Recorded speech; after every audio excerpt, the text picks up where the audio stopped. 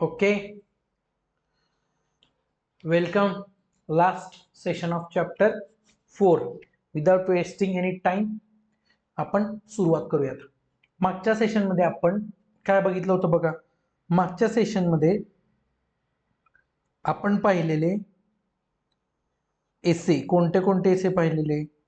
सगळ्यात पहिल्यांदा आपण पाहिलेला एसे 501 बरोबर. स्पेसिफिक कन्सिडरेशन मध्ये 3 मॅटर्स पाहिलेले: इन्व्हेंटरी, क्लेम्स, सेगमेंट, इन्फॉर्मेशन. त्याच्यानंतर आपण पाहिलेला अजून एक एसे जो की होता एसे 505 एक्सटर्नल कन्फर्मेशन. कोणी घ्यायचं, काय प्रोसेस असते आणि मॅनेजमेंटची परमिशन नाही मिळाली तर काय करायचं, मिळाली तर काय करायचं. Okay, now let's move on to our next essay. लास्टचे 3 essay chapter will end today. चलो आओ सिखा दूंगा. ओके चला, सो सुरुवात करूयात. Essay 550 related party. आता रिलेटेड पार्टी म्हणजे कोण? ज्यांचा माझा काहीतरी संबंध आहे. मेरे संबंधी is my related party. Okay, आता काय करूयात आपण, एक छोटूस तुम्हाला मी सांगतो. प्रत्येक ऍक्ट रिलेटेड पार्टी सांगतो. काही ऍक्ट सांगतात, काही सांगत नाहीत. सो ऍज अन ऑडिटर आपल्यासाठी रिलेटेड पार्टी महत्वाची आहे. का महत्वाची आहे? कारण बघा, रिलेटेड पार्टी सोबत जे ट्रान्झॅक्शन होतात ते ट्रान्झॅक्शन ऑफ द मार्केट जाऊन होतात. बघा कसं, आता मी ज्या किमतींना माझी वस्तू बाहेरच्या लोकांना विकतो, त्याच किमतीला मी तीच वस्तू माझ्या घरच्यांना विकणार आहे का? नाही, बरोबर का?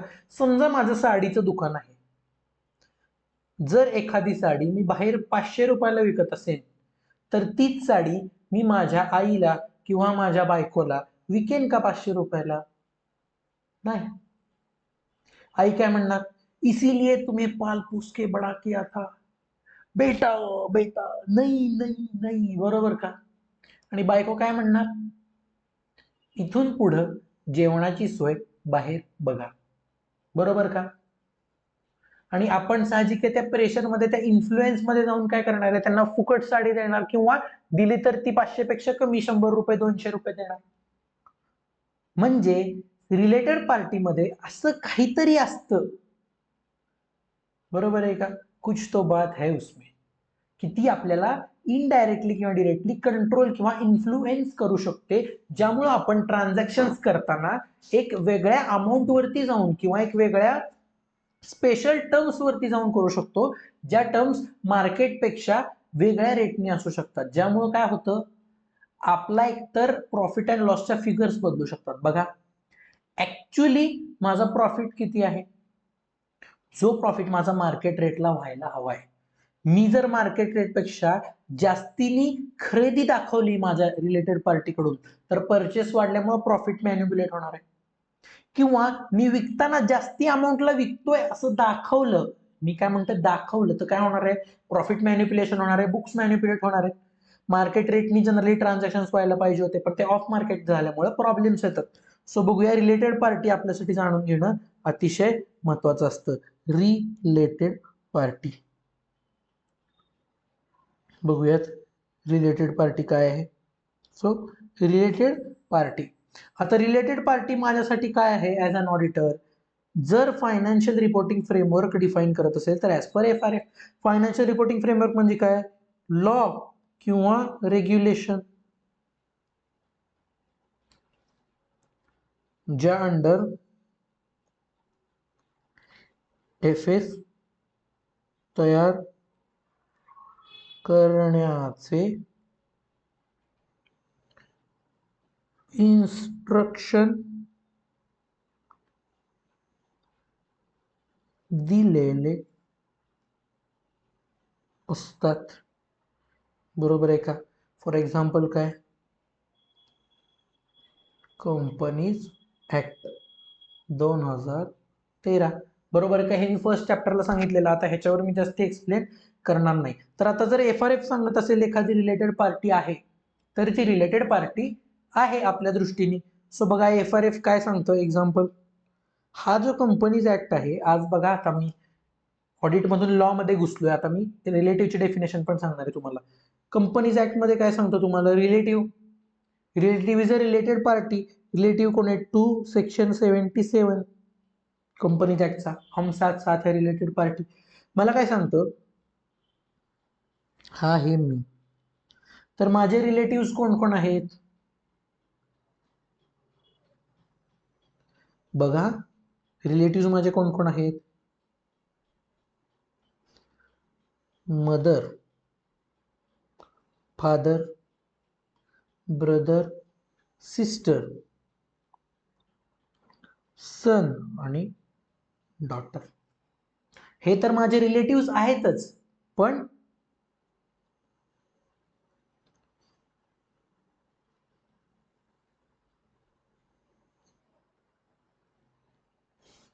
Plus spouse. आता तुम्ही म्हणाल हे काय काढलं, ह्या आहेत steps. Step mother, step father, step brother, step sister, step तुमची स्टेप सिस्टर, स्टेप सन. मात्र स्टेप डॉटर येत नाही बघा. सोपी करून सांगितली की नाही डेफिनेशन. सो रिलेटिव्हची डेफिनेशन काय आहे कंपनीज ऍक्ट मध्ये, mother including step mother, father including step father, sister including step sister, brother including step brother, son including step son and daughter बघा. आणि स्पाउस अजून कुठला आहे, अजून एक आहे मेंबर्स ऑफ HUF.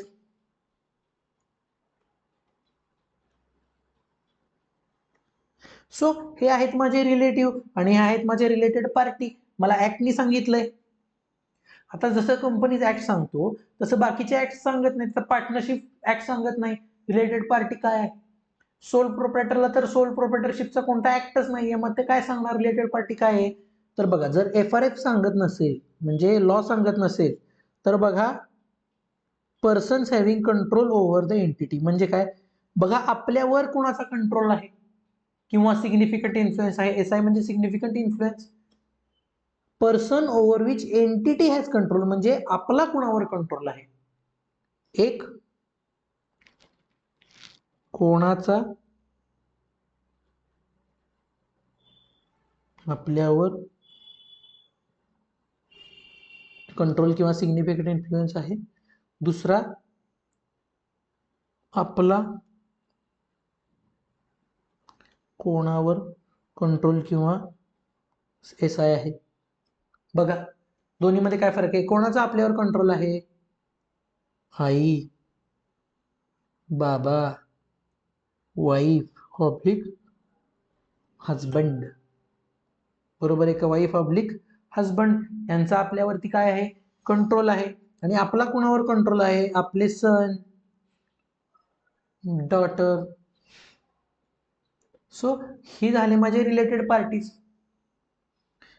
किंवा अशी फर्म ज्यात मी मेजॉरिटी पार्टनर आहे, बरोबर का. ह्यात कोण असणार आहे, असा पार्टनर ज्याचा माझ्या फर्म मध्ये मेजॉरिटी शेअर आहे. बघा, हे झाले माझे रिलेटेड पार्टीज. आणि तिसरा आहे कॉमन कंट्रोल. कॉमन कंट्रोल म्हणजे काय, की मी आणि अजून एक मिळून कोणतरी आपल्यावरती कंट्रोल करतोय, किंवा मी आणि अजून एक माणूस मिळून कुठल्या तरी तिसऱ्यावरच कंट्रोल करतोय. आलं का लक्षात. बघा, कॉमन कंट्रोल मध्ये काय एक्झाम्पल्स आहेत, एकतर की मॅनेजमेंट, आमच्या दोघांची मॅनेजमेंट कॉमन आहे, किंवा आम्ही दोघं मिळून तिसऱ्या कोणाला तरी कंट्रोल करतो, किंवा कोणीतरी दोघांचं मिळून माझ्यावर कंट्रोल आहे.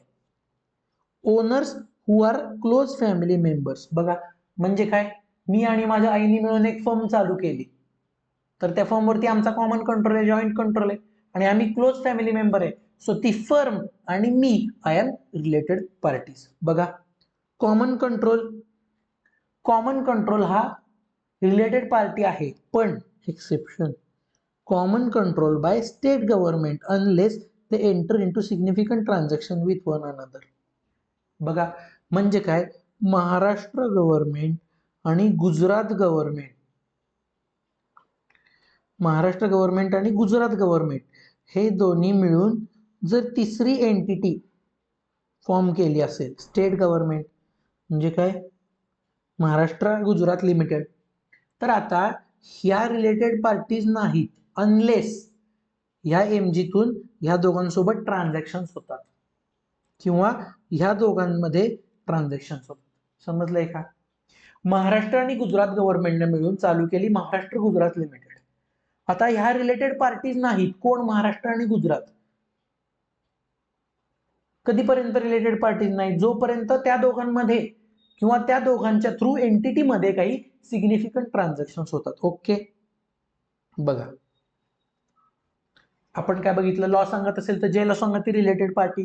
जर लॉ काही सांगत नसेल तर ज्यांचा माझ्यावर कंट्रोल आहे, एक इन्फ्लुएन्स आहे, किंवा ज्यांवर माझा कंट्रोल इन्फ्लुएन्स आहे. आणि कॉमन कंट्रोल एक्सेप्शन काय? दोन स्टेटचा कंट्रोल असेल तर unless they are indicating in or engage in significant transaction. म्हणजे दोन स्टेटचा कॉमन कंट्रोल जोपर्यंत ते ट्रान्झॅक्शन सिग्निफिकंट नाहीत एंटर करत एकमेकांसोबत तोपर्यंत त्या रिलेटेड पार्टी नाहीत.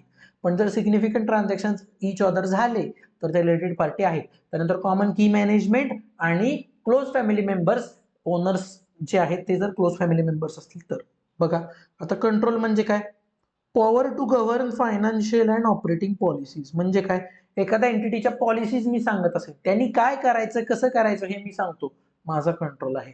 आणि सिग्निफिकंट इन्फ्लुएन्स म्हणजे काय? Power to participate in decisions, not a control. म्हणजे काय? कंट्रोल आणि इन्फ्लुएन्स मध्ये काय फरक आहे? कंट्रोल मध्ये मी डिसिजन घेऊ शकतो आणि इन्फ्लुएन्स मध्ये मी डिसिजन घेऊ शकत नाही. पण त्यांनी घेतलं डिसिजन घेणारा तो आहे, मी फक्त माझा प्रभाव त्याच्या डिसिजनवर पाडू शकतो. बघा कंट्रोल काय? माझ्या वडिलांनी मला सांगणे तू हेच करायचं, दॅट इज कंट्रोल. आणि सिग्निफिकंट इन्फ्लुएन्स म्हणजे काय? मी वडिलांना सांगितलं बाबा मी हा फोन घेणार, माझे बाबा म्हणाले बर बर घेतोयस का? हाच घ्यायचा आहे का रे फोन तुला? बघ जरा दुसरा कुठला मिळतोय का?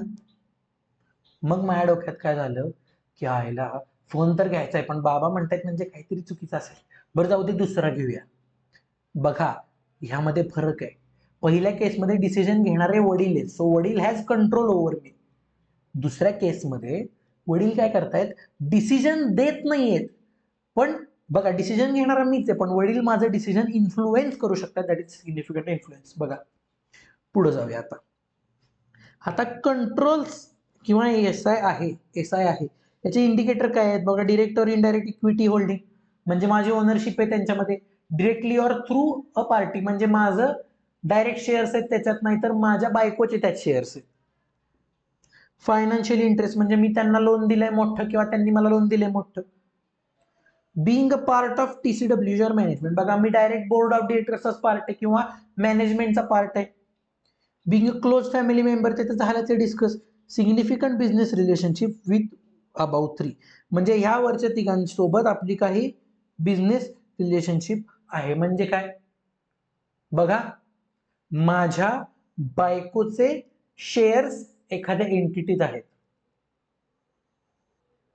बघा बघा एंटिटी ए मध्ये माझ्या वाईफचे शेअर्स आहेत.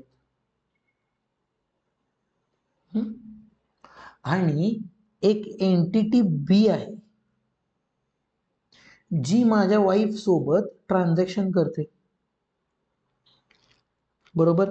काय ट्रान्झॅक्शन आहे की 90% ऑफ जो काही आमचा सेल आहे, बायकोचा सेल, तो ह्यांना होतो. बरोबर. म्हणजे अशी पार्टी जिचा अशा पर्सन सोबत ट्रान्झॅक्शन होतात ज्या पर्सनचा कंट्रोल आहे एका एंटिटी मध्ये. बघा तर ह्या दोन एंटिटीज आहेत रिलेटेड पार्टी. का? कारण जोडणारा कॉमन दुवा आहे एक महत्वाचा. समजलं का? बघा डायजेस्ट करा, नाही कळलं टेलिग्रामवर यायचं आहे, बता दूंगा. पुन्हा एकदा बघा ही क्लिप, तुम्हाला लक्षात येईल. फास्ट ट्रॅक लेक्चर आहे, मी सारखं सारखं रिमाइंड करतो त्यामुळे जास्ती आपल्याला घुसून जाता येणार नाहीये, हे मी तुमच्यासोबत मला सुद्धा रिमाइंड करतोय. बघा consideration of related party in a position to exert dominant influence is relevant when identifying and assessing wrong due to fraud. बघा, जर मी कंट्रोल किंवा डॉमिनेट करू शकत असेल तुमच्या मॅनेजमेंटला, तर याचा अर्थ तुमचे डिसिजन्स मी घेऊ शकतो. म्हणजे मी तुमच्या एंटिटीज असं काहीतरी करायला सांगू शकतो की ज्यामुळे फ्रॉड पण असू शकतो. बघा, डॉमिनेंटली जर इन्फ्लुएन्स करू शकत असेल म्हणजे मीच आहे, दुसरं कोण नाही, तर या ठिकाणी फ्रॉडची पॉसिबिलिटी वाढते. Special purpose entity can also be related party if reporting entity can control over it. Special purpose entity म्हणजे काय? बाबा, जॉईंट व्हेंचर एक बिल्डिंग बांधण्यासाठी केलंय, तर हे काय स्पेशल पर्पज एंटिटी आहे.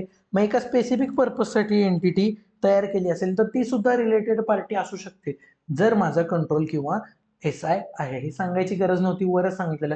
ज्यांच्यासोबत कंट्रोल आहे, SI आहे, त्या रिलेटेड पार्टीज. बघा आता TRPचं माझ्या काय TRPचं नेचर काय असतं बघा. नेचर ऑफ TRP बघा, जर विदिन नॉर्मल कोर्स झालं म्हणजे काय, नॉर्मल मार्केट टर्म्सनी झालं तर ओके, काही प्रॉब्लेम नाही, transaction it is okay. But not within market terms म्हणजे नॉट विदिन नॉर्मल कोर्स म्हणजे काय, नॉर्मली बिझनेस जे डीलिंग करत त्यापेक्षा वेगळं काहीतरी केलं तर can contain higher wrong due to fraud. का? कारण रिलेटेड पार्टीज आहेत. रिलेटेड पार्टीजना सोबत फ्रॉड करणं सोपं असतं रॅदर दॅन थर्ड पार्टी. का? कारण दोघांचं अंडरस्टँडिंग ऑलरेडी असतं. मग आम्ही दोघं मिळून काहीही फ्रॉड करू शकतो. बघा बघा आता एक्झाम्पल बघा, related parties can enter into complex transactions. बघा, कॉम्प्लेक्स ट्रान्झॅक्शन केलं, काय केलं, मी आहे, मी माझी बायको आहे, हा माझा मुलगा आहे, ही माझी मुलगी आहे, बरोबर, आणि हे माझे फादर आहेत. आम्ही काय केलं, मी ह्याला गुड्स विकले, ह्यानं ह्याला विकले, ह्यानं ह्याला विकले, ह्यानं ह्याला विकले, ह्यानं परत ह्याला विकले, परत इकडे विकले, इकडून इकडे विकले, इकडून इकडे विकले, मध्ये ह्यांनी ह्याला विकले, एकमेकांना विकले. असं काहीही ट्रान्झॅक्शन मी कॉम्प्लेक्स करू शकतो जेणेकरून कळणारच नाही मॅटर काय झालाय. आणि ऍक्च्युली ही ऑन बुक्सच ऍडजस्टमेंट आहे. म्हणजे काय, फक्त इनवॉइसेस रेज केलेत, ऍक्च्युअल पेमेंट नाही, गुड्स ट्रान्सपोर्ट नाही, काय नाही. म्हणजे हे काय ऍडजस्टमेंट्स आहेत. या तू माझा प्रॉफिट दाब, मी तुझा प्रॉफिट वाढवतो. सो इथं फ्रॉडची रिस्क जास्त असू शकते. IT system fails to identify related party. बघा, जोपर्यंत मी IT ला सांगणार नाही की हिचा माझा काहीतरी संबंध आहे तोपर्यंत कळेल का रिलेटेड पार्टी? नाही कळणार. त्याला काय स्वप्न पडणार आहे का की मी आणि माझी बायको वी आर हजबंड वाईफ? कळणार आहे का? नाही कळणार आहे. जोपर्यंत मी त्याला सांगणार नाही की अरे ही माझी वाईफ आहे, मग त्या बाबत रिलेटेड पार्टी. म्हणजे सिस्टीमला इनपुट दिल्याशिवाय कळत नाही, त्यामुळे सिस्टीम काय करते, फेल होती टू आयडेंटिफाय रिलेटेड पार्टीज. नंतर TRP may not be conducted under normal market terms. बघा, चान्स आहे. बघा, मी मग अशी सांगितलं की साडी विकताना मी बाकीच्यांना वेगळ्या दराने विकतो, बायकोला वेगळ्या दराने विकणार आहे. सो चान्स असतो की इथं फ्रॉड होणार आहे. का? कारण संबंध असतो, अंडरस्टँडिंग असतं, कंट्रोल असतो, एक इन्फ्लुएन्स माझा डेव्हलप झालेला असतो. बघा, ऑडिटर शाल एन्क्वायर मॅनेजमेंट रिगार्डिंग. मॅनेजमेंटची एन्क्वायरी करायची. काय? बघा, काही रिलेटेड पार्टी सापडल्यात का, किंवा गेल्या वर्षी सापडलेल्या त्यामध्ये काही चेंज झालाय का.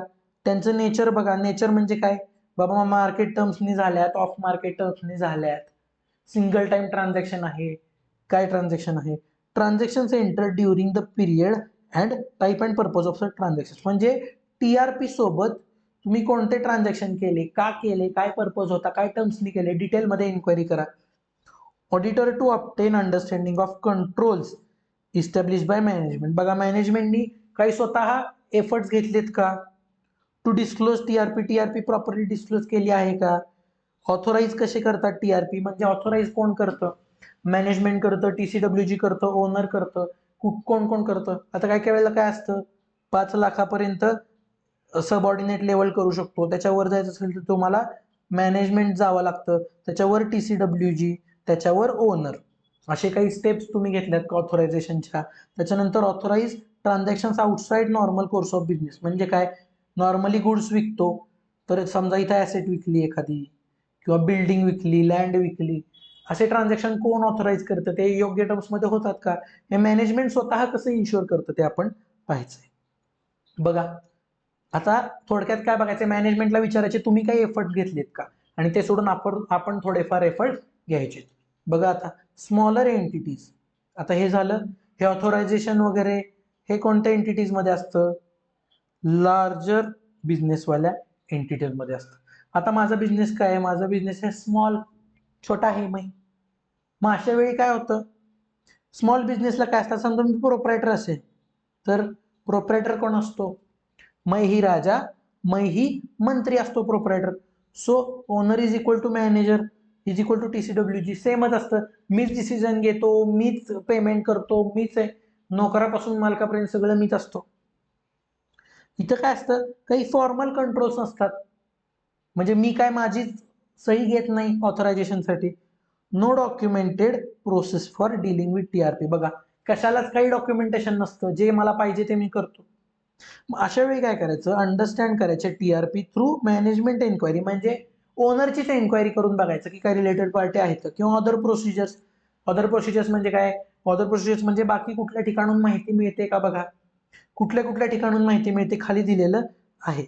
Such as observation of oversight and review of activities and inspection of related documentation. म्हणजे काय, ऑब्झर्व करायचं की ह्याचे फ्रिक्वेंट ट्रान्झॅक्शन कोणासोबत होतात ती बघायचं, त्याचा जीएसटी नंबर बघायचा, जीएसटी नंबरवर डिटेल्स काढायचे की बाबा नाव आडनाव जुळते का, काय होतंय का, अशी प्रयत्न थोडेफार करायचे. आता बघा, मी कुठल्या कुठल्या डॉक्युमेंटेज मधून बघू शकतो की रिलेटेड पार्टी आहे का नाही. Last point, ITR income tax मध्ये रिलेटेड पार्टीचं रिपोर्टिंग असतं. त्यानंतर रेग्युलेटरी अथॉरिटीला काय दिलं आहे का मी, म्हणजे कंपनीज ऍक्ट मध्ये रिलेटेड पार्टी काही कळवले आहेत का. शेअर होल्डरचं रजिस्टर, शेअर होल्डरचं रजिस्टरमध्ये नावं असतात, सेम आडनाव असेल तर बघायचं. Statements of conflict of interest from management और TCWG, म्हणजे काय, मॅनेजमेंटमध्येच काही कॉन्फ्लिक्ट झाले, म्हणजे ह्याचं मत वेगळं ह्याचं मत वेगळं, तर त्याचे स्टेटमेंट्स बघायचे. मीटिंगच्या मिनिट्स ऑफ द मीटिंग्समध्ये कळतं की इथं इथं यांचं डिसएग्रीमेंट झालेलं. मग डिसएग्रीमेंट झालं तर ते का झालं, कसं झालं बघायचं. Investment records and pension plans, म्हणजे इन्व्हेस्टमेंट रेकॉर्ड मी कुठं कुठं इन्व्हेस्ट केलेलं आहे त्याच्यातून मला कळू शकतं. कंट्रोल आहे. पेन्शन प्लॅन्स म्हणजे एम्प्लॉई, काही एखाद्या एम्प्लॉईला समजा स्पेशल काही पेन्शन प्लॅन मध्ये ऍडिशन दिली असेल तर का दिली बघायचं. Contracts and agreements with management and TCWG, management सोबत काही अग्रीमेंट आहेत का. बघा, माझ्या मॅनेजमेंटमध्ये मित्र आहे माझा, आणि मित्राची एखादी फर्म आहे, त्यांच्यासोबत माझा काही कॉन्टॅक्ट झाला असेल तर रिलेटेड पार्टी आहे का, कारण मॅनेजमेंटची इस्टॅब्लिशमेंट आहे. मॅनेजमेंटचा कंट्रोल आहे. Specific control outside normal business course, म्हणजे काय, काही outside the course of business, म्हणजे नॉर्मल बिझनेस कोर्स काय, गुड्स विकणे, सर्व्हिसेस देणे. आउटसाइड नॉर्मल कोर्स काय झालं, ऍसेट विकणे, एखादा बिझनेसच माझा देऊन टाकणे, बरोबर आहे का, ह्या ट्रान्झॅक्शन्स मध्ये कळतं. Specific invoices from professional advisors. बघा, प्रोफेशनल ऍडवायझर्स माझे प्रोफेशनल्स आहेत, ज्या लोकांचे मी ऍडवाइस घेतो, त्यांनी समजा एखाद्या स्पेसिफिक मॅटरसाठी मला इन्व्हॉइस दिला असेल तर तो मॅटर बघा कोणता आहे.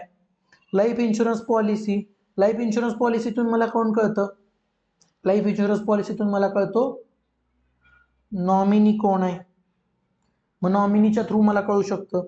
त्याच्यानंतर रिनेगोशिएटेड कॉन्ट्रॅक्ट, म्हणजे ड्युरिंग द इयर एखाद्या कॉन्ट्रॅक्टचे टर्म्स बदलले असतील तर त्यातून कळू शकतं. इंटरनल ऑडिट रिपोर्टमध्ये कळतं, जर समजा इंटरनल ऑडिटनी काही TRP आयडेंटिफाय केले असतील. TRP म्हणजे transactions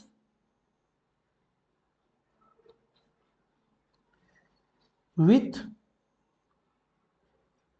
related party, TRP transaction with related party, आणि document associated with filing with security regulator, म्हणजे प्रॉस्पेक्टस. सिक्युरिटी प्रॉस्पेक्टस मध्ये कळतं, प्रॉस्पेक्टस मध्ये तुमचे डिरेक्टर्स असतात, कोण सबस्क्रायबर्स टू मेमोरंडम कोण आहे, काय आहे, ह्या सारख्या memorandum of association, articles of association, या गोष्टीतून मला कळतं रिलेटेड पार्टीज कोण कोण आहेत. आपल्याला काय बघायचं, रिलेटेड पार्टीमध्ये काही मॅटर झालेले आहेत का, फ्रॉड बीड असले आपल्याला बघणं ही माझी जबाबदारी आहे. एसे 550 संपलेला आहे. Let's move on to next SA after 5 minutes or 10 minutes break. Okay, let's take a break. Okay, चला नेक्स्ट एसेला जाऊया आपण. नेक्स्ट एसे अतिशय छोटूसा तुम्ही बघत असाल तर तो आहे एसे, बघा एसे काय आहे, 510 initial audit engagement opening balances. आता एसेच्या नावावरनं मला काय कळतं की हा एसे असणार रिलेटेड टू ओपनिंग बॅलन्सेस. आता इनिशियल ऑडिट एंगेजमेंट म्हणजे काय, बघा इनिशियल ऑडिट एंगेजमेंट म्हणजे काय की एकतर प्रिव्हियस इयर अनऑडिटेड आहे, म्हणजे मी असं म्हणू का फर्स्ट ऑडिट किंवा प्रिव्हियस इयर दुसऱ्या कुणीतरी ऑडिट केलेलं आहे, प्रीडेसेसर ऑडिटर. म्हणजे काय, थोडक्यात एकतर एंटिटीसाठीच पहिलं ऑडिट किंवा माझ्यासाठी पहिलं ऑडिट. माझ्यासाठी पहिलं का, कारण गेल्या वर्षी ते दुसऱ्या कुणीतरी ऑडिट केलेलं होतं. बघा आता पुढे बघूया, प्रीडेसेसर ऑडिटर म्हणजे काय. प्रीडेसेसर ऑडिटर म्हणजे काय, previous year auditor who has been replaced by current year auditor. म्हणजे तो ऑडिटर जो रिप्लेस झालाय, म्हणजे एक मागचा ऑडिटर. पीवाय म्हणजे प्रिव्हियस इयर, सीवाय म्हणजे करंट इयर. बघा बेसिक टर्म झाल्या. आता आपण एसएच्या प्रोसेसवर जाऊया. एसए 510 काय म्हणतो बाबा, सगळ्यात पहिल्यांदा बघा हा चार्ट एकदम मास्टर चार्ट आहे, बघा लक्षात ठेवा. 1 मिनिटात एसए क्लिअर. एसए 510 काय म्हणतो, जर प्रिव्हियस इयर बघा, whether previous year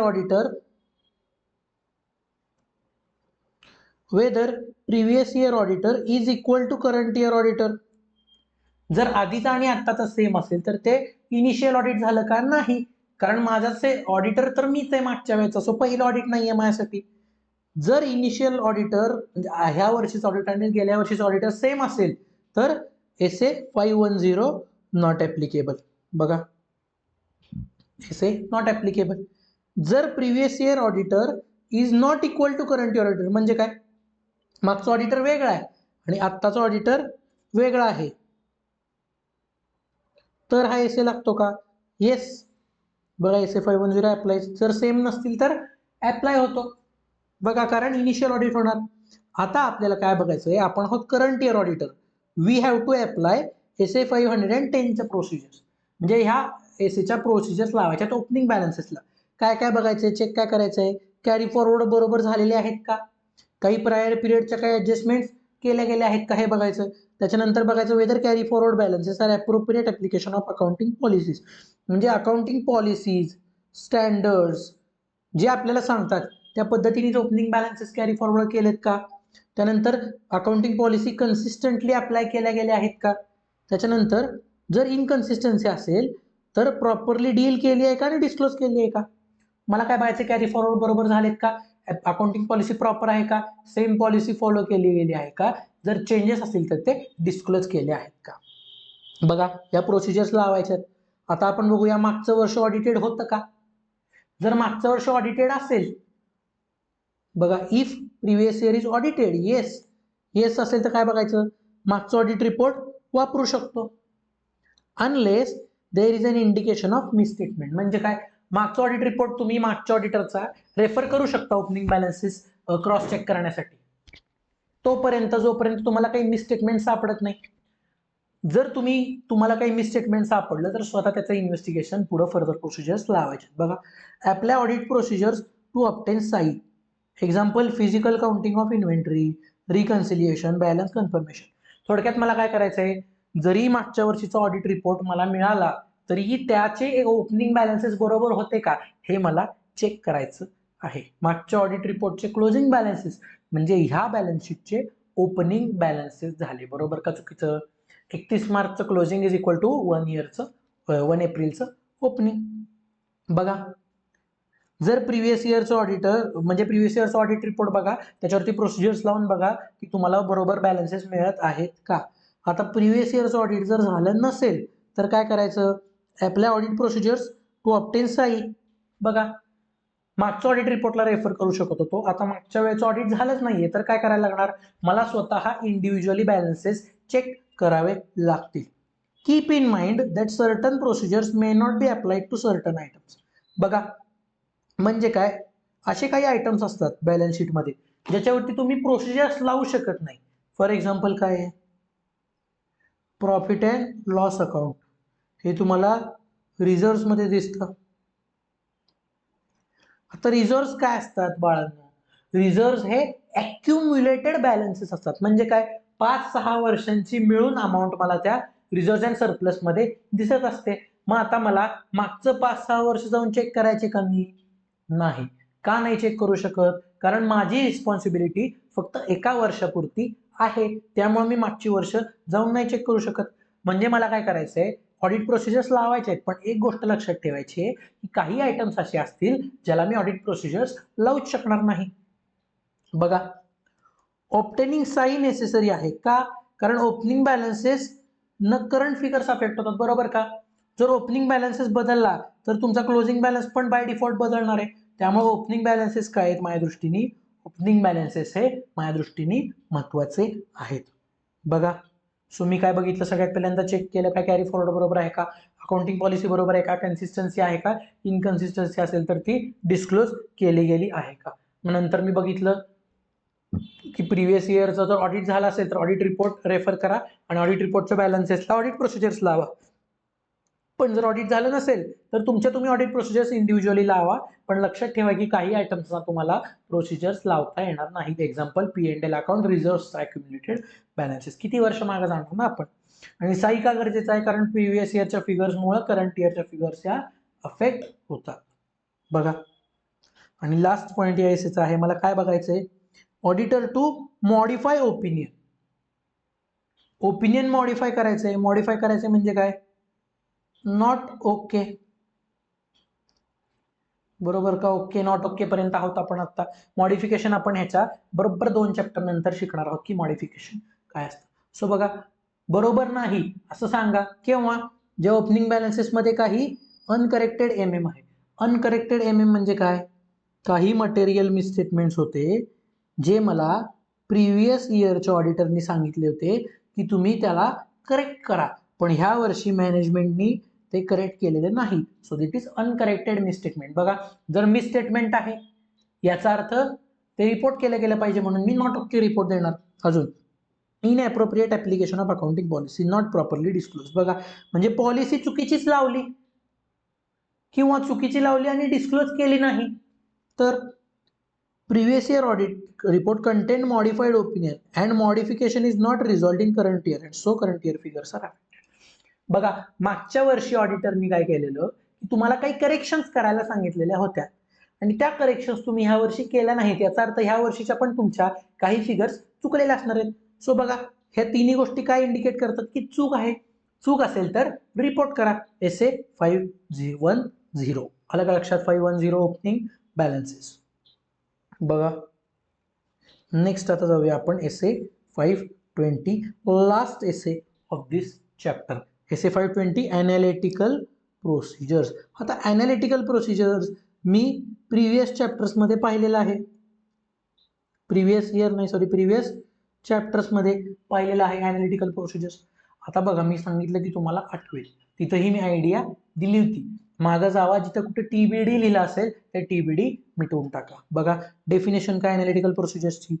it is an evaluation of financial information. म्हणजे बॅलन्स शीटमध्ये जी व्हॅल्यू आहे तुमची P&L मध्ये, समजा सेलची व्हॅल्यू आहे, तर या सेलची जे काय एक्स व्हॅल्यू असेल, सेलच्या व्हॅल्यूचं इव्हॅल्युएशन करायचं, फायनान्शियल इन्फॉर्मेशनची इव्हॅल्युएशन करायचं. कसं? Through analysis of plausible relationship. मी तुम्हाला सांगितलेलं प्लॉजिबल म्हणजे काय? प्रेझेंट प्लस पॉसिबल, म्हणजे आत्ता जी असलेली रिलेशनशिप आणि जी पुढे येऊ शकते कोणासोबत? Between both financial and non financial data. बघा, फायनान्शियल डेटा घ्यायचा, नॉन फायनान्शियल डेटा घ्यायचा, त्यांच्यामधलं रिलेशन चेक करायचं. कुठलं? Present plus possible. आणि हे रिलेशन चेक केल्यानंतर आपल्याला जी फायनान्शियल इन्फॉर्मेशन मिळालेली आहे त्याचं इव्हॅल्युएशन करायचं की ते बरोबर आहे का चुकीचं आहे. That is your analytical procedures. पुढे जाऊया. अनालिटिकल प्रोसिजर्स मध्ये काय येतं? कंपॅरिझन. बघा, basic comparison of entity information, म्हणजे माझ्याकडची इन्फॉर्मेशनचं मी कंपॅरिझन करायचं. कुणाकुणासोबत करायचं? बघा, प्रायर पिरियड मागच्या वर्षी सोबत करायचं, इम्प्रूव्हमेंट आहे का बघायचं. अँटिसिपेटेड रिझल्ट म्हणजे काय? बजेट मी केलं असेल या वर्षी, तर बजेटचं काही माझं अचीव होत आहे का बजेट, ते बघायचं.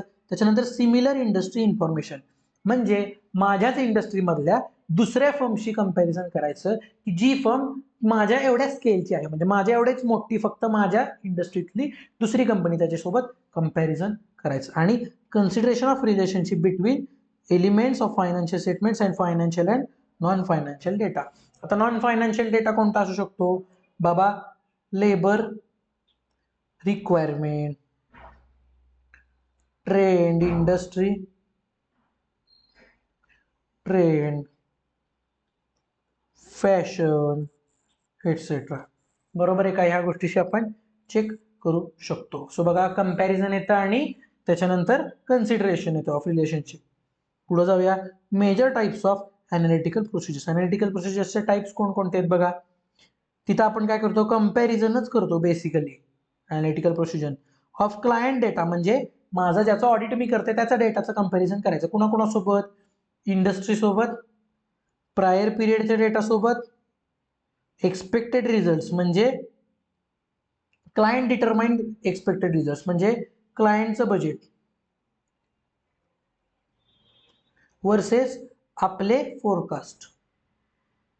म्हणजे आपण काय, आपल्याला काय दृष्टीने, म्हणजे आता आपल्या दृष्टीने ही एंटिटी कुठं पोहोचायला पाहिजे होती, क्लायंटच्या दृष्टीने कुठं पोहोचायला पाहिजे होती, आणि ऍक्च्युली कुठं आहे, या तिन्हीचं कंपॅरिझन.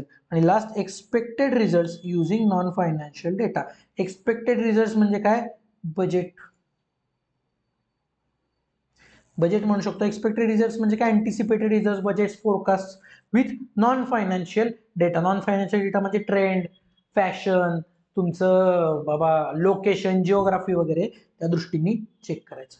म्हणजे जर सातारा सिटीमध्ये क्लॉथ मर्चंट आहे मी, ॲज अ क्लॉथ मर्चंट, जर माझा 10 लाख रुपयाचा बिझनेस होत असेल आणि त्याच इंडस्ट्रीमध्ये समजा दुसरा आहे, लेट्स से कोण आहे बाबा, सिलेक्शन आहे, सिलेक्शन फॅशन आहे, या माणसाचा व्यवसाय किती होतो? 9 लाख. तर माझा त्यापेक्षा चांगला व्यवसाय आहे. हे काय केलं मी? कंपॅरिझन केलं युझिंग नॉन फायनान्शियल डेटा. काय आहे? जिओग्राफी, सातारा. आता मी साताऱ्यात काम करत असेल तर मला सातारचाच डेटा बघितला पाहिजे का? तर सिमिलर इंडस्ट्रीशी आपण कंपॅरिझन करतो. सो अनालिटिकल प्रोसिजरचे टाइप्स, कंपॅरिझन करायचं आपल्या डेटाचं कोणासोबत? इंडस्ट्री सोबत, प्रायर पिरियड सोबत, माझ्या बजेट सोबत, ऑडिटरच्या बजेट सोबत, त्यानंतर एक्सपेक्टेड रिझल्ट सोबत म्हणजे फोरकास्ट सोबत युझिंग नॉन फायनान्शियल डेटा. बघा आता पर्पज काय आहे बाबा अनालिटिकल प्रोसिजर्सचा? To assess whether accounting balances और डेटा अपियर रिझनेबल. बघा म्हणजे काय? जी काही माझ्या पुढे फिगर्स आणलेले आहेत in the form of balance sheet, profit and loss account, या फिगर्स बाबा रिझनेबल आहेत का, म्हणजे योग्य आहेत का ते बघायचं. योग्य असेल ते कसं कळेल? कंपॅरिझन करूनच कळतं. बरोबर का? बघा, तुमची गर्लफ्रेंड किंवा तुमचं बेटर हाफ तुम्हाला म्हणतो की तुझ्यापेक्षा माझा एक्सच बरा होता. बरोबर का? आता तुझ्यापेक्षा माझा एक्सच बरा होता हे तिला कसं कळलं? तिनं केलं कंपेअर.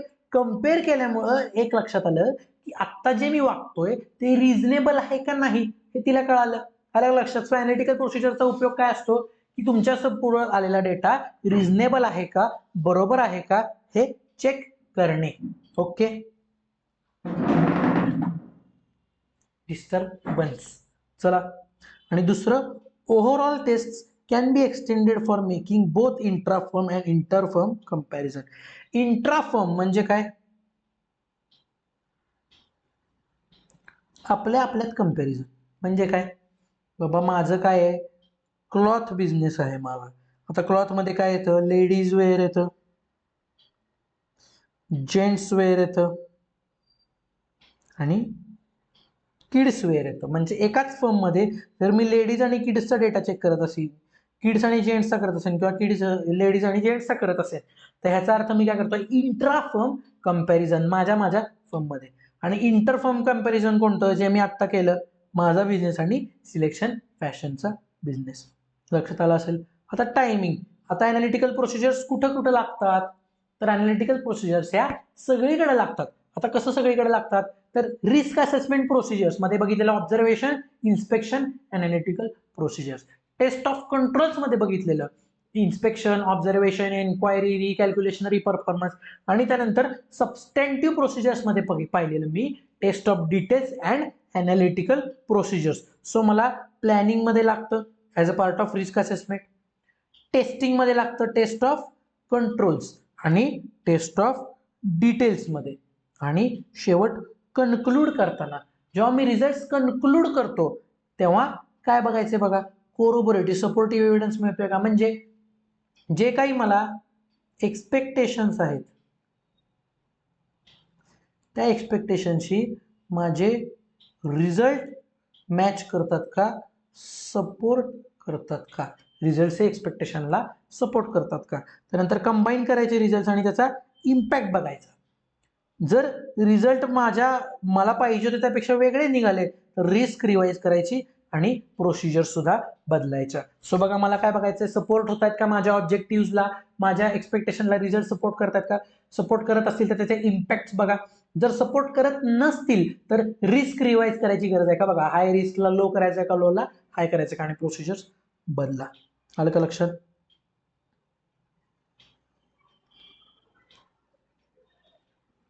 बघूया नेक्स्ट. आता factors to be considered for SAP. बघा, हा आहे 6 मार्क्सचा किंवा 4 मार्क्सचा क्वेश्चन महत्वाचा. काय लिहायचं आपल्याला, मेन पॉइंट्सच फक्त कव्हर करायचे. सो बघा, सबस्टँटिव्ह अनालिटिकल प्रोसिजर सॅप. आता सबस्टँटिव्ह अनालिटिकल प्रोसिजर सॅप लावताना काय काय बघायचंय, पहिली बघायचंय अवेलेबिलिटी ऑफ डेटा. सगळ्यात पहिल्यांदा बघायचंय मला अवेलेबिलिटी ऑफ डेटा. अवेलेबिलिटीसाठी काय बघायचंय, रिलेव्हंट अँड रिलायबल डेटा. म्हणजे माझ्याकडे जो डेटा आहे तो रिलेव्हंट आणि रिलायबल आहे का. जर रिलेव्हंट आणि रिलायबल असेल तर माझ्या अनालिटिकल प्रोसिजर्स इफेक्टिव्ह राहणार आहेत. त्यानंतर disaggregation of data directly affects the usefulness of data. Disaggregation म्हणजे काय, तुम्ही तुमच्या डेटाला डिव्हाइड करू शकता का. जर तुम्ही तुमच्या डेटाला डिव्हाइड करू शकत असाल तर तुम्ही डिव्हाइड केलेल्या प्रत्येक डेटावरती सेपरेटली प्रोसिजर्स लावायच्या आहेत. जसं की मी सॅम्पलिंगला बघितलेलं डेटा काय आहे माझ्याकडं, डेटा आहे स्टुडंट्स, बरोबर का, फ्रॉम 1st to 10th. मी काय केलं, फर्स्टचे वेगळे, सेकंडचे वेगळे, थर्डचे वेगळे, 10चे वेगळे काढले. म्हणजे मी डेटा डिसएग्रिगेट केलाय, म्हणजे तो सेपरेट केला, सेपरेट डेटा केला की मी इंडिव्हिज्युअली डेटाला प्रोसिजर्स लावायच्या आहेत. अकाउंट टाईप बघा, income statement account are more useful as they follow a trend. बघा, इन्कम स्टेटमेंटला एक ट्रेंड असतो, कसा, टर्नओव्हर. आता लक्षात घ्या, गेल्या वर्षीचा माझ्या टर्नओव्हर पेक्षा ह्या वर्षीचा माझा टर्नओव्हर जास्ती पाहिजे, सिंपल. बघा, मग तो ट्रेंड फॉलो करणार आहे. बाबा, गेल्या वर्षी 10% इन्क्रीज होता, या वर्षी 20% होता. सो मला एक्सपेक्ट करायला सोपं जातं. And balance sheets accounts are more of judgmental accounts representing net effect of transaction. बघा, इन्कमला ट्रेंड असतो, पण बॅलन्स शीट जर तुम्ही पाहिली तर बॅलन्स शीट मध्ये काय येतात, सगळा दिवसभराची तुमची गडबड केल्यानंतर जे राहिलेला बॅलन्स येतो तो बॅलन्स मला फक्त इथं दिसतो. 2 मिनिटं माफ करा, थोडासा महत्वाचा घरून फोन आल्यामुळं तो उचलायला लागलेला आहे. सो बघा, मी काय करत होतो, बॅलन्स शीटच्या अकाउंट बद्दल मी चर्चा करत होतो. बॅलन्स शीटच्या अकाउंट काय असतात, एक नेट इफेक्ट आलेला असतो त्याला ट्रान्झॅक्शनचा, दिलेले पैसे, आलेले पैसे जाऊन जो बॅलन्स राहतो तो बॅलन्स शीटला मला दिसत असतो. त्यामुळे बॅलन्स शीटच्या फिगर्स एक ट्रेंड फॉलो करतीलच असं नाही, त्यामुळे त्या आपल्याला जजमेंट वरती जाऊन जास्ती प्रोसिजर्स लावून चेक करावे लागतात. पुढं सोर्स, रुटीन ट्रान्झॅक्शन असतील तर ते प्रेडिक्टेबल असतात. बाबा, परचेस झाल्यानंतर सेल होणार, it is predictable, that easy to apply procedures. जे काही डे टू डे रुटीनचे ट्रान्झॅक्शन असतात त्याला आपण प्रोसिजर्स इझिली लावू शकतो, बरोबर. पण स्कॉट्स म्हणजे काय, बघा, स्कॉट्स म्हणजे significant transaction outside the course of business. बघा, नॉन रुटीन जे ट्रान्झॅक्शन असतात, नॉन रुटीन ट्रान्झॅक्शन स्कॉट्स. बघा, ते नॉन रुटीन ट्रान्झॅक्शन ते इस्टिमेट बेस्ड असतात. म्हणजे काय, नॉन रुटीन म्हणजे वर्षातून एकदाच होतात, कधीतरी आयुष्यातून एकदाच होतात, त्यामुळे त्याला डिफिकल्ट टू कम्पेअर असतं. का, कारण कम्पेअर करू शकत नाही. समजा मी ह्या वर्षी ऍसेट विकली, माझी ऍसेट, तर तीच ऍसेट याच वर्षी दुसरं कोणतरी विकेल, ह्याची गॅरंटी आहे का, नाही. त्यामुळे कंपॅरिझनला हे अवघड जातात. पण जो मी परचेस करतो तोच परचेस माझ्या इंडस्ट्री मधले बाकीचे लोक पण करतात. So that data is easy to compare. आलं का लक्षात? ओके, एक छोट्या उदाहरणावरून लक्षात आलं असेल. प्रेडिक्टेबिलिटी बघा, जेव्हा तुम्हाला प्रेडिक्ट करता येतं तेव्हा तुम्हाला इझिली अप्लाय करता येतं. बघा, SAP appropriate Wien data is predictable. जर तो प्रेडिक्टेबल असेल तरच तुम्ही तो कम्पेअर करू शकता. बघा, मी काय केलंय, मी बजेटमध्ये काय करतो, बजेटमध्ये मी प्रेडिक्टच करतो उद्या काय होणार, परवा काय होणार. मग त्या बजेटशी जेव्हा आपण कम्पेअर करतो तेव्हा आपल्याला समजतं की या गोष्टी कशा चालल्यात. त्यामुळे सॅप हे प्रेडिक्टेबल डेटाला ऍप्लिकेबल होतात. बघा, प्रेडिक्टेबल रिलेशनशिप्स काय असतात, existing relationship which continues over time. ह्याला मी म्हणू का प्लॉजिबल. बघा,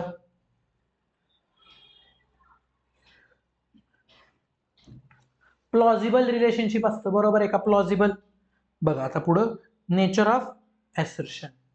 नेचर ऑफ ऍसर्शन बघा, आता ऍसर्शन मी तुम्हाला सांगितलंय. ऍसर्शन्स काय, is are the representation by management that are embodied in the financial statements that are used to verify whether there is a material misstatement. बरोबर का? 3 आहेत. एक classes of transaction, account balances, presentation and disclosure. बघा आता ऍसर्शनचं nature काय बघा, SAP to be applied to one assertions may be different for another ऍसर्शन.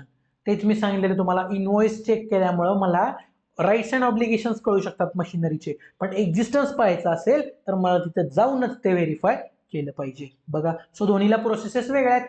Owner rights and obligation साठी काय, इनवॉइस पाहणे ही सबस्टँटिव्ह प्रोसिजर लावली, आणि एक्झिस्टन्स साठी फिजिकल व्हेरिफिकेशन जाऊन करणे, इन्स्पेक्शन, ह्याला मी वेगळी प्रोसिजर लावली. सो दोन वेगवेगळ्या ऍसर्शन्सला वेगवेगळ्या प्रोसिजर्स लागू शकतात. सगळ्या ऍसर्शन्सला एक प्रोसिजर सुद्धा लागू शकते. This is because SAP are assertion specific, that is applied to specific assertion and related risk. बघा, assertion काय होतं, एक्झिस्टन्स. रिस्क काय होती की बाबा जी ऍसेट बॅलन्स शीट मध्ये दिसते ती ऍसेट असणारच नाही, ही रिस्क आहे. मग बघा, त्यासाठी मी काय केलं, फिजिकल व्हेरिफिकेशन, म्हणजे एक ऍसर्शनला एक प्रोसिजर लागते. राईट्स अँड ऑब्लिगेशन्स म्हणजे काय, की जी मशिनरी माझ्याकडे आहे, रिस्क बघा, जी मशिनरी माझ्याकडे आहे त्यावर माझा हक्क नसणे ही रिस्क आहे. यासाठी ऍसर्शन काय, राईट्स अँड ऑब्लिगेशन्स, आणि ह्या ऍसर्शन स्पेसिफिक चेकिंग मी काय केलं, इनवॉइस चेक करणे. सो बघा, ऍसर्शन स्पेसिफिक माझं चेकिंग चालू आहे. आणि last, inherent risk or what could go wrong.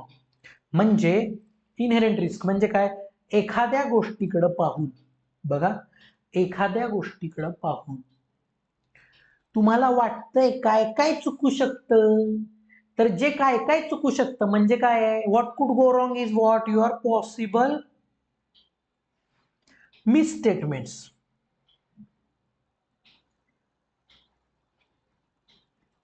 बघा, म्हणजे काय काय काय चुकू शकतं हे इमॅजिन करायचं, आणि ते चुकलंय का ते बघण्यासाठी प्रोसिजर लावायची. बघा, high inherent risk which equal to high ROM. बघा, इनहेरेंट रिस्क, आपली रॉमची रिस्कची डेफिनेशन काय, audit risk is equal to ROM into detection risk. ROM is equal to inherent risk into control risk. जर एक रिस्क जास्त असेल तर ओव्हरऑल ऑडिट रिस्क माझी जास्त असणार आहे. ओव्हरऑल ऑडिट रिस्क जास्त असेल तर मी कमी विश्वास ठेवणार, आणि कमी विश्वास ठेवणार कंट्रोलवरती म्हणल्यावर मी सबस्टँटिव्ह प्रोसिजर्स जास्ती लावणार आहे. हे मी तुम्हाला ऑलरेडी सांगितलेलं आहे. वाटल्यास तर पुन्हा थोडंसं मागं जावा, मागचे सेशन्स पहा, त्याच्यामध्ये मी सांगितलेलं आहे. ओके, सो बघा, जर मला सॅप डिझाईन करायचे असेल, अनालिटिकल प्रोसिजर्स, तर मी काय पाहायचंय, डेटा अवेलेबिलिटी, त्याच्यानंतर डेटा डिसॅग्रिगेट वेगवेगळा करता येतोय का, त्याच्यानंतर अकाउंटचे टाईप काय आहेत, रेव्हेन्यू आहे का बॅलन्स शीट आहे, त्याच्यानंतर सोर्स काय आहे इन्फॉर्मेशनचा, रुटीन असेल तर त्या प्रेडिक्टेबल असतात, नॉन रुटीन असेल तर ते आपल्याला प्रेडिक्ट नाही करता येत. प्रेडिक्टेबिलिटी, प्रेडिक्टेबिलिटी म्हणजे काय, जर रिलेशनशिप प्रेडिक्टेबल असेल तर ती प्रेडिक्टेबल रिलेशनशिपला आपण चांगल्या पद्धतीने सॅप लावू शकतो. त्यानंतर नेचर ऑफ ऍसर्शन, ऍसर्शन स्पेसिफिकच सॅप लावलेले असतात, एक ऍसर्शनची दुसऱ्या ऍसर्शनला लागेलच अशी नाही. आणि इनहेरेंट रिस्क, जर रिस्क जास्त तर कंट्रोलवरचा रिलायन्स कमी, कंट्रोलवरचा रिलायन्स कमी याचा अर्थ सबस्टँटिव्ह प्रोसिजर जास्त. व्हाईस वर्सा, जर रिस्क कमी तर कंट्रोलवरती रिलायन्स जास्त, कंट्रोलवर रिलायन्स जास्त म्हणजे सबस्टँटिव्ह प्रोसिजर्स कमी. आपण सबस्टँटिव्ह प्रोसिजर्स लावायच्याच आहेत, मी सांगितलेलं होतं, लक्षात ठेवायचं आहे. बघा, हमने बोलो थो. चला आता संपत आलेला चॅप्टर आपला. छोटू चॅप्टर शिल्लक आहे, त्याला आता आपण पटा कव्हर करूयात. बघा सॅप टेक्निक्स. बघा आता सॅम्पलिंगचे टाइप्स होते, तसे आपण अनालिटिकल प्रोसिजर्स मध्ये 4 टाइप्स असतात, एकदम फालतू, नाम में ही मतलब है. बघा ट्रेंड अनालिसिस. ट्रेंड अनालिसिस मध्ये मी काय करतो, कम्पेअर करतो माझा डेटाला इंडस्ट्रीच्या ट्रेंडशी. बघा कॉमनली यूज टेक्निक आहे, प्रत्येक जण वापरतात, तुम्ही सुद्धा वापरता. जेव्हा तुमची एक्स तुमच्या पुढे येते तेव्हा तुम्ही त्या एक्सला आणि करंटला कम्पेअर करता आणि ते काय करतात, ट्रेंड अनालिसिस बघता, मागच्या एक्सनी कसं परफॉर्म केलेलं, आता ही कशी परफॉर्म करते, मग आपण डिसिजन घेतो. But wise thing is never go back to your ex. लक्षात ठेवा, आउटसाइड द सिलेबस ज्ञान देण्याचा मी प्रयत्न करत आहे माझ्या अनुभवावरून. बघा कंपॅरिझन माझा अनुभव नाहीये, दॅट्स मट बी कॉन्ट्रोवर्शियल, पण जाऊ दे. चला ट्रेंड अनालिसिसला काय करतो, it is a commonly use technique, comparison of data to one or more prior periods. बघा ट्रेंड म्हणजे काय, मी माझ्या पास्टशी मला कम्पेअर करतोय की कालपेक्षा आज माझा परफॉर्मन्स कसा आहे, म्हणजे मी माझा डेटा प्रायर पिरियडला कम्पेअर करतो. Trend analysis, compare salary to prior periods. Okay आता झालं. ट्रेंड नंतर आहे ratio analysis, useful for analysing assets and liability, revenue and expenditure account. बघा asset, liability, revenue, expenditure account check करू शकतो. Individual balance are difficult to compare, ratio makes comparison easy. बघा प्रत्येक गोष्ट मी जाऊन चेक करणार, त्यापेक्षा मी काय करतो, बघा ऍसेट लायबिलिटीचे रेशो कोणते, डेट इक्विटी, एफएमचं नॉलेज पाहिजे तुम्हाला, करंट रेशो, त्याच्यानंतर quick ratio, asset turnover ratio, डेटर टर्नओव्हर रेशो. हे जे एफएमचे रेशोज आहेत, हे काय होतं, प्रत्येक डेटर चेक करणं गेल्या वर्षीची प्रत्येक डेटरचं कंपॅरिझन करणं आपल्याला अवघड जाऊ शकतो. त्यामुळे मी एका रेशोमध्ये त्याला कन्वर्ट करतो आणि रेशो चेक करतो. Ratio can be compared to entities within group or with comparisons operating in same industry. बघा जीपी रेशो, एनपी रेशो, हे जे मी सांगितलेले. जीपी म्हणजे gross profit ratio. Gross profit ratio is gross profit upon sales into 100. मग माझा gross profit आणि समोरच्याचा प्रॉफिट, त्याला मी कम्पेअर करू शकतो, माझ्याच बिझनेसमध्ये करू शकतो, म्हणजे जे आपण केलेलं लेडीज, जेंट्स आणि किड्सचं, किंवा माझ्यासारख्याच दुसऱ्या बिझनेस सोबत मी ते कम्पेअर करू शकतो. ओके त्यानंतर येते रिझनेबलनेस टेस्ट. रिझनेबलनेस टेस्ट काय आहे, रिझनेबलनेस म्हणजे बाबा रिझनेबल आहे का.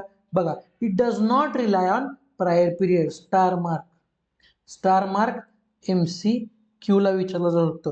Which of the following analytical procedures do not use prior period data reasonableness test. Reasonableness सोडून बाकी तिन्ही तुम्हाला प्रायर पिरियडचे विचारात घेऊनच करावे लागतात. सो रिझनेबलनेस मध्ये काय करतो, मी मागच्या पिरियडशी कंपॅरिझन करत नाही, मागचं जाऊ दे तिकडे तेल लावत, ह्या वर्षी केलेला डेटा बाबा बरोबर आहे का, ह्या वर्षी माझा खर्च 25,000 रुपये झाला समजा सॅलरीवरती, तर तो बरोबर झाला का चुकीचा झाला, म्हणजे रिझनेबल झाला का नाही झाला, हे मी चेक करतो.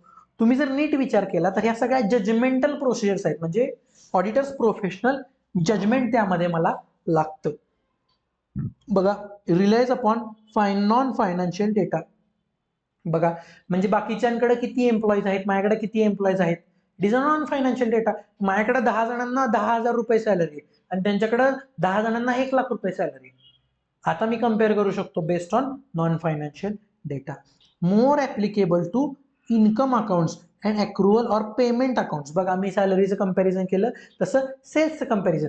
मागच्या वर्षी म्हणण्यापेक्षा ह्या वर्षी 10,000 युनिट्स मी विकले आणि त्याचे 25 लाख रुपये मला आले, पण शेजारच्यांनी 5,000 युनिट्स विकूनच 25 लाख रुपये कमवले असतील, तर आता मी कंपॅरिझन करणार based on number of units. So मी जी विक्री करतोय whether that is reasonable or not. बघा reasonableness of payments or income check. For example WIP valuation, discount percentage etcetera. मी लावलेला डिस्काउंट आणि समोरच्यानं लावलेला डिस्काउंट, ह्यापैकी कोणता डिस्काउंट रिझनेबल आहे, मी डिस्काउंट जास्ती देतोय का कमी देतोय, हे मला इथं चेक करता येतं. That is your reasonableness test. Okay last structural modeling. Modeling tool that constructs statistical model from past financial data or non financial data to predict current account balances. example linear progression. थोडक्यात मी काय केलं बघा, linear progression आता मी तुम्हाला शिकवू शकत नाही, पण विषय कसा असतो, मी काय केलं पास्टचा डेटा वापरला, एक्स ऍक्सिस आहे वाय ऍक्सिस आहे, मी पास्टचा डेटा वापरला आणि त्याचे डॉट्स कनेक्ट केले. बरोबर, आता मला काय मिळालं, एक मॉडेल मिळालं. यावरून मला काय कळतंय, ह्या वर्षीचा ट्रेंड कळतोय. जर सेल माझा वाढत असेल तर ह्या वर्षी सुद्धा तो वाढलाच पाहिजे. समजा या वर्षी तो खाली आला तर that is a matter of concern. स्टॅटिस्टिकचा वापर करतो मी, म्हणजे काय ॲव्हरेजेस वापरतो, मीन मीडियन मोड वापरतो, त्यानंतर स्टँडर्ड डेव्हिएशन वापरतो आणि एक मॉडेल तयार करतो ज्यावरनं मला मागच्या डेटावरून माझा येणारा डेटा प्रेडिक्ट करता येऊ शकतो. बघा सॅप टेक्निक्स लक्षात आलं का. ट्रेंड अनालिसिस म्हणजे माझ्या प्रायर पिरियडशी कंपॅरिझन करायचं. रेशो अनालिसिस म्हणजे इन्कम एक्सपेंडिचर बॅलन्स शीटच्या अकाउंट्सचे रेशोज काढायचं आणि रेशोज माझ्या पास्ट पिरियडशी किंवा सिमिलर इंडस्ट्री डेटाशी कंपॅरिझन करायचं. रिजनेबलमध्ये आपण फक्त प्रेझेंट गोष्टी घेतो आणि त्या प्रेझेंट गोष्टी रिजनेबल आहेत का बाबा, नॉर्मल मार्केटनुसार आपण देतोय का किंवा कमी केले पाहिजे जास्त केले पाहिजे हे पाहतो. Example discount. आणि लास्ट स्ट्रक्चरल मॉडेलिंगमध्ये स्टॅटिस्टिकचा वापर करतो आणि एक मॉडेल तयार करतो ज्या मॉडेलद्वारे मला मागच्या डेटावरून पुढचा डेटा कंपेअर करता येतो. बघा last point of the day आणि last point of the topic. उद्यापासून नेक्स्ट टॉपिक, नवीन टॉपिक बघूया. When designing and performing SAP, हे फार महत्वाचं आहे. जेव्हा तुम्ही सबस्टँटिव्ह प्रोसिजर्स लावत असता तेव्हा मला काय बघायचं बघा, very important, very very important, मी त्याला मार्क करणार आहे. सो पहा मला काय काय बघायचं असतं बघा. Determine suitability of SAP for given assertion, म्हणजे जे असर्शन तुम्हाला चेक करायचं म्हणजे existence, rights and obligations, occurrence, cut off, तर त्याला बरोबरच मी लावतोय का. आता बघा मला जर एक्झिस्टन्स ऑफ मशिनरी चेक करायचं असेल तर मी बॅलन्स शीटचं कॅल्क्युलेशन करून बघायचं की मशिनरी आहे का, नाही. एक्झिस्टन्ससाठी मला तिथं जावं लागेल, व्हॅल्युएशनसाठी मी कॅल्क्युलेशन करू शकतो. सो बघा SAP are applicable to large volume of data that tends to be predictable over time. आता प्रेडिक्टेबल मी वरतीच बघितलेलं, डेटा प्रेडिक्टेबल असेल तरच मी त्याला SAP लावू शकतो. SAP application is based on expectation that relationship exist and they continue. बघा definition मध्येच आहे, प्रेझेंट प्लस पॉसिबल या दोन्ही रिलेशनशिप मी पाहतो. म्हणजे काय, रिलेशनशिप आहे या बेसवरच मी SAP लावतो, रिलेशनशिप नसेल तर SAP लावणं अवघड आहे. Suitability will depend upon auditor's assessment of whether SAP can give desired evidence. जर मला वाटत असेल की मी लावलेली प्रोसिजर मला एव्हिडन्स देऊ शकते तर मी वापरणार. जर मला वाटते की मला एव्हिडन्स मिळणार नाही तर मी ती प्रोसिजर लावणारच नाही, सुटेबल नाही म्हणून डिक्लेअर करणार. In some cases unsophisticated prediction can also be effective as SAP. Unsophisticated prediction म्हणजे काय, विदाउट एनी क्रायटेरिया मी जर प्रेडिक्ट केलं. बघा काय काय वेळेला काय होतं, हे कसं आहे, ह्याचा अर्थ काय, कधी कधी अंधारात मारलेला बाण सुद्धा बरोबर पक्षाला जाऊन लागतो. अनसोफिस्टिकेटेड प्रेडिक्शन म्हणजे काय, विदाउट एनी बेस मी प्रेडिक्शन करतो. बघा काय बेस, आता समजा बघा हे विदाउट एनी बेस प्रेडिक्शन आहे. काय प्रेडिक्शन आहे विदाउट एनी बेस, जर मी तुम्हाला म्हणलं सेल बद्दल तुमचं काय म्हणणं तर तुम्ही काय म्हणणार, मागच्या वर्षीपेक्षा ह्या वर्षी सेल वाढलेला पाहिजे. हे काय आहे, काहीही क्रायटेरिया न लावता केलेलं प्रेडिक्शन आहे. बरोबर आहे का. आता मी ते बघितलं ह्याच्याशी, तर ह्या वर्षी मला सेल मागच्या वर्षीपेक्षा कमी दिसला, आता माझी ट्यूब पेटली, आता मला SAP लावता येऊ शकते. बरोबर आहे का, SAP मी आता इफेक्टिव्ह लावू शकतो. म्हणजे काही काही वेळेला अनसोफिस्टिकेटेड म्हणजे विदाउट एनी स्ट्रक्चर लावलेलं प्रेडिक्शन सुद्धा तुम्हाला SAP साठी सुटेबल होऊन जातं. सगळ्यात पहिल्यांदा मी सुटेबिलिटी पाहिली. बघा सगळ्यात पहिल्यांदा मी काय पाहिली, सुटेबिलिटी पाहिली, म्हणजे सुटेबल आहे का डेटा ते पाहिलं.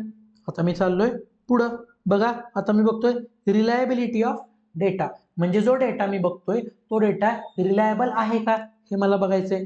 While determining reliability factors to be consider, reliability check करण्यासाठी काय बघायचं, that is most important for MCQ and 4 mark oblique 5 mark question. बघा काय बघायचं, सोर्स बघायचा. आपण हे पाहिलं ऑलरेडी ऑडिट एव्हिडन्समध्ये सुरुवातीच्या एसेला, की जर एक्सटर्नल असेल तर रिलायबल, इंटरनल काय काय, कम्पेरेबल आहे का बघायचं. का, कारण कम्पेअर करू शकत असू तरच अनालिटिकल प्रोसिजर लावू शकतो. रिलेव्हंट आहे का इन्फॉर्मेशन पहा. नेचर म्हणजे काय, ओव्हरऑल, डॉक्युमेंटरी, व्हिज्युअल. त्याच्यानंतर controls over preparation of information. बघा, जर इन्फो जी आपल्याला मिळते ती तयार करण्यासाठी काय मेथड फॉलो केली आहे ते बघायचं. ही जी इन्फॉर्मेशन मला मिळतीये ती इन्फॉर्मेशन तयार करण्यासाठी मी काही प्रोसिजर्स लावले आहेत का, कंट्रोल्स लावले आहेत का. लक्षात घ्या, जर कंट्रोल्स प्रॉपर असतील तर येणारी इन्फॉर्मेशन प्रॉपर येणार आहे. सो त्याला मी प्रोसिजर्स इझिली लावू शकतो. सो बघा, मला काय बघायचं, सोर्स, कम्पॅरेबिलिटी, त्याच्यानंतर रिलेव्हन्स आणि तुमचं नेचर, आणि लास्ट तुमचे controls over the preparation of information. हे जर स्ट्रॉंग असतील तर मी प्रोसिजर्स चांगले लावू शकणार आहे. Last, whether, second last, expectation is sufficiently precise. म्हणजे जे मी प्रेडिक्शन करतोय, जे मी एक्सपेक्टेशन करतोय डेटाकडून, ते एक्सपेक्टेशन प्रॉपर आहे का, मला आधी ते बघितलं पाहिजे. मी जर डेटाकडून एक्स्ट्रॉर्डिनरी काही एक्सपेक्ट करत असेल, समजा डेटा आहे 10th तुमच्या फर्स्ट पहिलीच्या स्टुडंट्सच्या हाईटचा डेटा माझ्याकडे आहे आणि मी म्हणतोय की पहिलीच्या पोराची ऍव्हरेज हाईट 6 फूट पाहिजे, तर ते शक्य आहे का? शक्य आहे, पण एक्सेप्शन मध्ये. त्यामुळे मला काय करायचंय, माझे एक्सपेक्टेशन सुद्धा मला बरोबर आहेत का बघायचंय. सगळ्यात पहिल्यांदा मी बघितलं ऍसर्शन सोबत प्रोसिजर बरोबर आहे का. दुसऱ्यांदा मी बघितलं मला मिळालेली इन्फॉर्मेशन बरोबर आहे का. आता मी बघतोय माझे एक्सपेक्टेशन बरोबर आहेत का. ते बघण्यासाठी मला काय करायचंय की accuracy with which results are predicted. बघा, म्हणजे तुम्ही प्रेडिक्शन ला काय काय क्रायटेरिया वापरताय, तो ऍक्युरेट आहे का ते बघा. त्याच्यानंतर degree to which information can be disaggregated. बघा, म्हणजे तुमची इन्फॉर्मेशन तुम्ही डिसॅग्रिगेट करू शकता का. जर तुम्ही डिसॅग्रिगेट करू शकत असाल याचा अर्थ तुम्ही मोठ्या इन्फॉर्मेशनला छोट्या इन्फॉर्मेशन मध्ये वेगवेगळं क्लासिफाय करू शकता आणि क्लासिफाय केल्यामुळे तुम्हाला स्पेसिफिक सॅप लावणं सोपं जाणार आहे. Last, availability of both financial and non financial information. बघा, म्हणजे तुम्हाला जे चेक करायचं आहे त्यासाठीची फायनान्शियल आणि नॉन फायनान्शियल दोन्ही इन्फॉर्मेशन अवेलेबल आहे का ते चेक करा. बघा, म्हणजे काय, माझे प्रेडिक्शन्स ॲक्युरेट आहेत का. त्याच्यानंतर माझी इन्फॉर्मेशन वेगवेगळी करता येऊ शकते का, आणि मला त्याच्या रिलेटेड डेटाज माहिती आहेत का, मला इन्फॉर्मेशन मिळू शकते का. ह्याच्यावरनं ठरतं की माझं एक्सपेक्टेशन प्रॉपर आहे का, प्रिसाइज आहे का. आणि last, amount of acceptable difference from expected values. म्हणजे हे मी सॅम्पलिंग मधलं टॉलरेबल एरर सारखं समजू का. बघा, which acceptance is influence bye materiality. बघा, जर एखाद्या गोष्टीचं महत्व मटेरियलिटी जास्त असेल याचा अर्थ त्यामध्ये कोणतीही चूक झालेली मी सहन करून घेणार नाही. बघा, हाय मटेरियलिटी, लो ऍक्सेप्टन्स. बघा, अरे महत्वाची गोष्ट आहे, महत्वाच्या गोष्टीत जर चुकी झाली तर ती खपवून घेऊ शकतो का मी, नाही खपवून घेऊ शकत. सो जिथं मटेरियलिटी जास्त तिथं ऍक्सेप्टन्स कमी, जिथं मटेरियलिटी कमी तिथं ऍक्सेप्टन्स मी जास्त करू शकतो. बाबा, एखादा एरिया महत्वाचा नाही तर तिथं जास्ती चूक झालेली सुद्धा मला चालू शकते. सो बघा, ह्या 4 गोष्टी मी बघतो सॅप डिझाईन करताना. काय बघतो, सुटेबिलिटी ऑफ डेटा, त्याच्यानंतर तुमचं रिलायबिलिटी ऑफ इन्फॉर्मेशन, आणि accuracy precision of my expectations, आणि लास्ट माझा ऍक्सेप्टन्स फ्रॉम एक्सपेक्टेड रिझल्ट्स.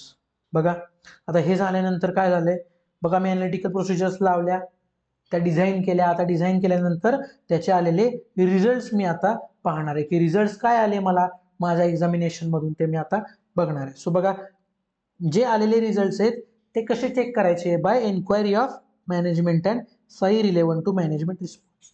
बाबा, काय झालं, मला बाबा हाईटचा डेटा चेक करायचा होता, हाईटचा डेटा चेक करायचा होता किंवा एज बघायचं होतं.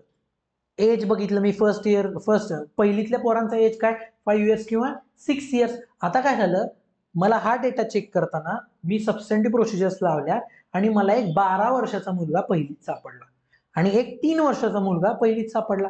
आता साहजिक आहे, पहिलीत जर ह्या वेगवेगळ्या वयांची पोरं येत असतील तर सगळ्यात पहिल्यांदा हा मुलगा पहिलीत का आला हे मी कोणाला विचारणार, स्कूलला विचारणार. म्हणजे पहिली एन्क्वायरी होती मॅनेजमेंटची आणि त्यांनी दिलेले रिस्पॉन्स मी पाहतो. तो म्हणला 12वीतला, तर बाबा स्कूल लेट जॉईन केलं, बाबा हा काही रिस्पॉन्स आहे, हा लिहून ठेवायचा.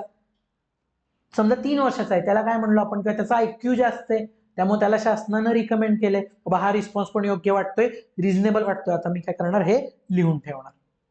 Performing other procedures as necessary in circumstances when management is unable to provide explanation or inadequate explanation. बघा आता मी काय झालं, 12 वर्षाच्या पोराचं एक्सप्लेनेशन त्यांनी बरोबर दिलं, पण 3 वर्षाच्या पोराचं जेव्हा मी एक्सप्लेनेशन घ्यायला गेलो तेव्हा त्यांना सांगताच आलं नाही की 3 वर्षाचं पोरग पहिलीत काय करतंय. मग मी काय केलं, आता अदर प्रोसिजर्स वापरल्या.